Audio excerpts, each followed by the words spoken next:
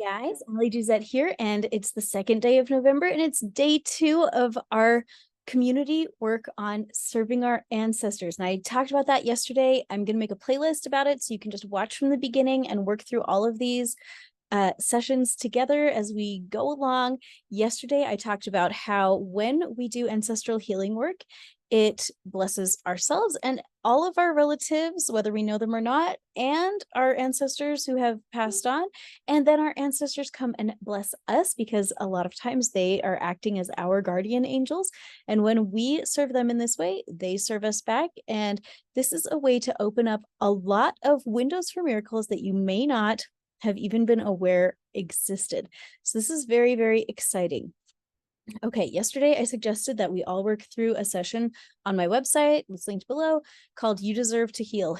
And I recommended that we do that for ourselves and that we do that a second time on behalf of our ancestors. And if you did that, I really want to hear how it went. Please share in the comments below, or probably better, go on Facebook, Intuitive Healing with Ellie Duzette, and we will talk about it in there. I am just so excited to hear what impressions came up when you worked for your ancestors and told your ancestors, guys, you deserve to heal. You deserve to heal. Your ancestors do deserve to heal if they choose it. And sometimes they don't. So this is something that is worth talking about. As you embark on this quest to do some ancestral healing work, it is going to be heavily in what feels like your imagination. And the one important thing that you need to understand about your imagination is that this is how your spirit perceives information. You perceive it through your imagination. So if you think about spirit bodies versus physical bodies, your spirit body does not have physical eyeballs and like physical optic nerves and a physical brain to like translate this information. Your spirit has your imagination. Your spirit just sees this information via the imagination. Okay, it's a spiritual kind of seeing. As you are working with your ancestors, it's going to feel sometimes like you might be making it up. That is a big sign that you are doing it correctly. It is a good sign that it's actually right. So pay attention to the feelings that you feel in your body when you have these things come into your imagination, when you get these kinds of concepts or ideas or words come into your mind, or a picture of an ancestor, or you're imagining this feeling like an ancestor is requesting something of you, or if they have a message for you. If it feels like your imagination, my vote is to trust it. Okay. This is reminding me of my book, Mastering Your Intuition, which I will strongly recommend. It's going to help you supercharge your intuition so that doing this kind of work will be easier and you'll be able to trust yourself more. This work can be really powerful and really wonderful and really effective, and it can bless your family on a physical health level and an emotional health level. But you do have to be able to trust your own intuition. So I'll try to remember to link that book below, because I think that it will really be helpful for a lot of people to work through those blocks that are keeping you from trusting yourself. And that book is all about it. It has like so many exercises in there that can help you just break through your blocks to trusting your own intuition. And that's really going to help you serve your ancestors. So this is the story that I wanted to tell yesterday. Oh man. So I wrote about this in my book, Heal Your Ancestors, Heal Yourself, which is on Amazon. And I also recommend that. It's got a lot about epigenetics and ancestral healing and all sorts of stuff. But man, for as long as I could remember, I was terrified of houses that had exposed beams and exposed rafters. Like if you're like driving around a neighborhood and there's houses under construction, I was terrified of them. I was terrified my whole life of using the upstairs bathroom. I was afraid I was going to fall through the floor. I was always scared to jump upstairs because I was afraid that I would fall through the floor. And I didn't ever talk about this stuff because I knew it was silly. And so that was like my little secret. Every time I passed something under construction, you know, I thought I was going to die. I'm so scared. But I was like, this is a stupid thing to be afraid of. What am I even afraid of? And I couldn't have even told you. All I could tell you is that if I passed a house under construction, I just felt this terror in my body. So I was doing some research on epigenetics and ancestral healing. And I was driving my little 4-year-old son. He was my oldest. He's now 12. So he's 4 at the time. And we were driving through a neighborhood that was under construction. And he said, Mommy, I am so scared of those houses. And I was flabbergasted. I couldn't even believe it. I was just like, you're scared of those houses? The house, I was like, honey, they're under construction. Why are you scared of them? And he's like, I don't know. They're so scary. They're so scary, you know? Well, and I can't remember if he said like, maybe I'll fall through the floor, but I think he may have said that. Like, I'm just so scared that if I went in there, I would fall through the floor. And I was like, what is this? Like, I'm sitting there having heart palpitations because I'm terrified of these houses under construction. And my little 4-year-old son, who I've never told that about my secret terror, he's terrified too. I was on the way to lunch with my mom. And when I got to lunch, I said, okay, Mom, is there any chance that there's like an ancestral component to this? I said, Mom, do you know of any stories in our family history where somebody fell through the floor? And my mom busted up laughing and she said, yes, my dad, her dad, my grandpa, fell through the floor. He was, the bathroom flooded on the second floor. He went up to check on it and fell through the floor and landed on a rafter. Ouchies. And got stuck there for like 6 hours or something while they had to round up other men who could come and like inch across and like save him. And it was a disaster and extremely traumatic.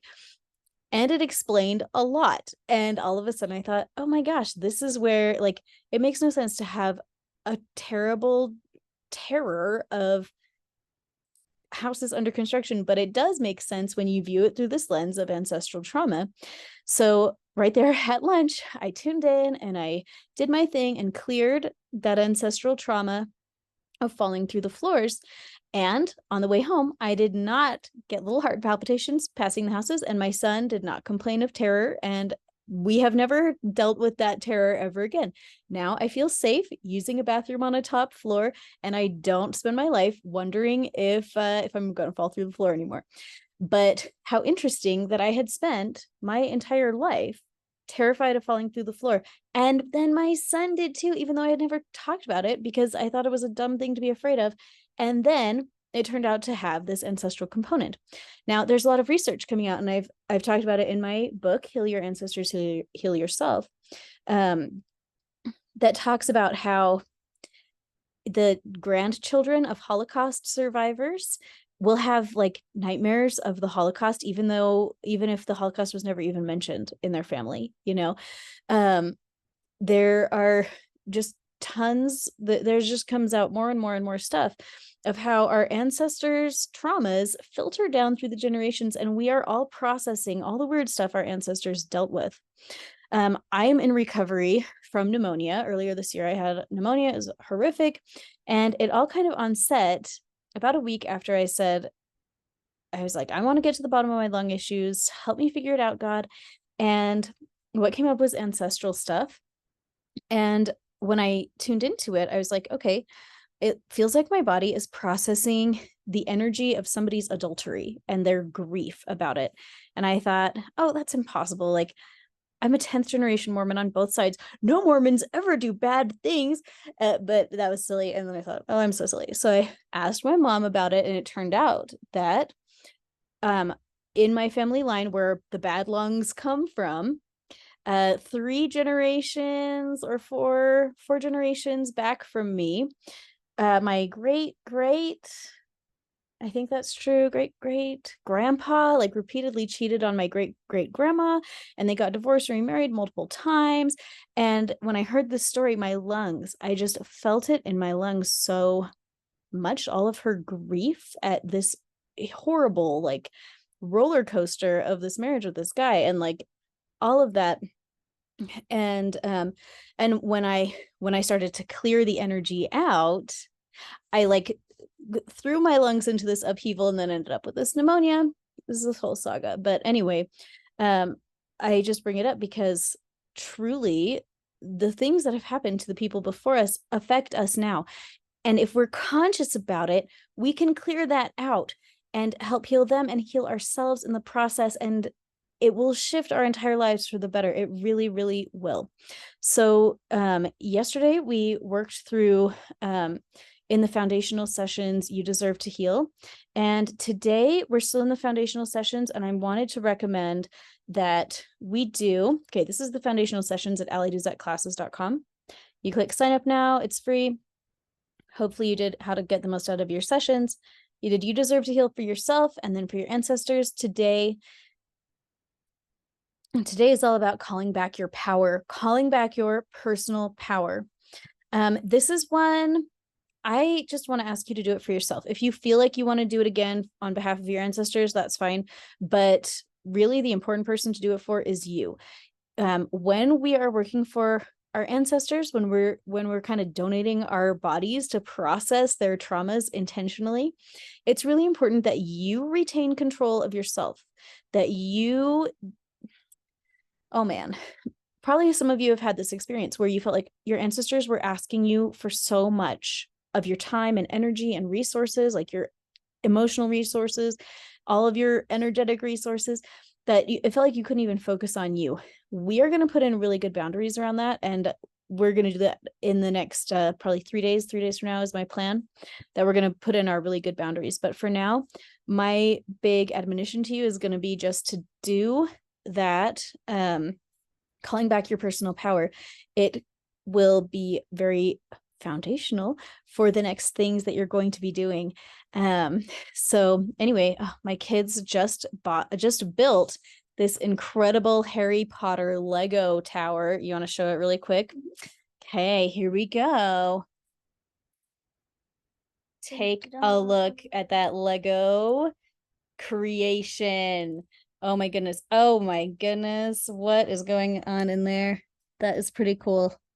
So anyways, I've got to go check out some Legos, but get started in the foundational sessions. Do calling back your personal power today. Let me know how it goes. I want to hear about it in the comments at Ally Duzette. Sorry, oh my gosh, at Intuitive Healing with Ally Duzette on Facebook. Having a strong foundation in your own personal power is going to help you heal your ancestors in a way that doesn't destroy your life. You'll be able to do it on your own terms, and that is the most important thing. Okay, thanks for being here. I'm going to see you tomorrow. We're going to have a good time.